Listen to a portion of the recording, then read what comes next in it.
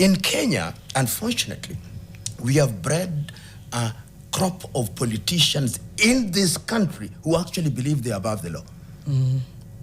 They believe you cannot arrest them, you cannot question them, because if you dare, their entire communities will come and make the country ungovernable. It is unfortunate that we have allowed ourselves to create such a crop of politicians who think, as I've said before, larger than life, almost as large as death. Do you think then last year may have marked a bit of a political turning point with regards to the Reject Finance Bill protests? Do you think that was a moment? I mean, I think we've talked about it to no end in terms of it shifted. We were collectively pushing back on these rising taxes during the Gen Z-led protests. Do you think, based on what we're saying, there was a political turning point, but maybe right now it's been marred by internal conflict? And how do we guide our way through that? Our young people conquered fear. And when you conquer fear, that is the beginning of liberation. And let me tell you, the country has never been the same again and will never be the same again.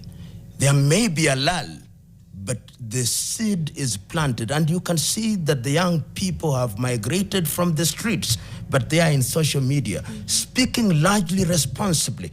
And you can see that even individuals and elements in government and in the opposition, they are running scared. They may appear to be very confident, but they are running scared because they know that there is a crop of young Kenyans who have unmasked and undressed them at once.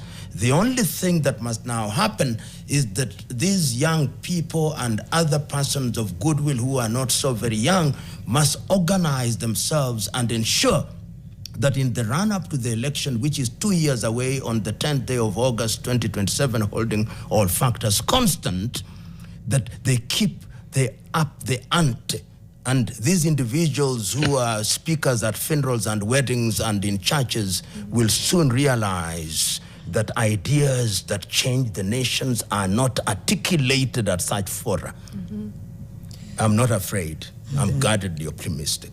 Guardedly optimistic. I think that's my stance too, and I feel very validated to hear it coming from you.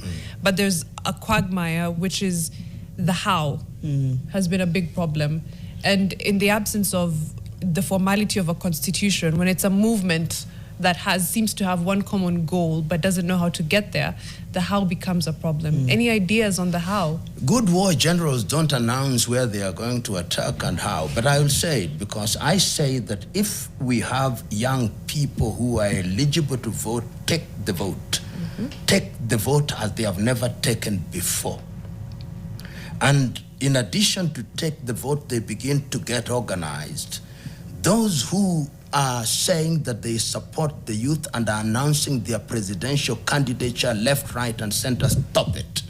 Let us organize, let us make sure that you are in one political formation and talk about the nation.